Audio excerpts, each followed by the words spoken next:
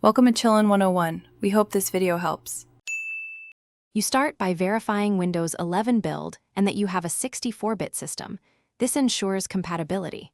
Once confirmed, download the Crosshair X installer and run it as administrator to grant necessary access.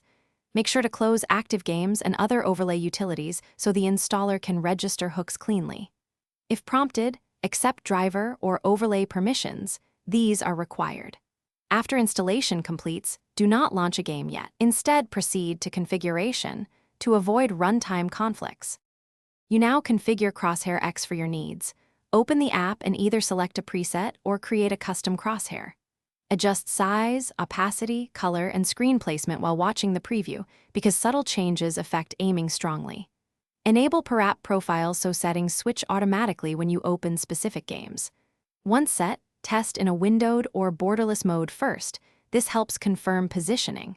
If everything looks correct, save profiles and enable the Start with Windows option for persistent availability. You finish by launching your game and using the configured hotkey to display the crosshair overlay. Observe placement and behavior in real scenarios. If the overlay does not appear, first ensure Crosshair X is running with administrator rights and that your anti-cheat or security software is not blocking overlays. Once done, toggle the per app profile or restart both the game and Crosshair X to refresh hooks. Key troubleshooting tip: if problems persist, reinstall while temporarily disabling security apps, then re-enable them after confirming functionality. Thanks for watching. Consider subscribing if we helped you.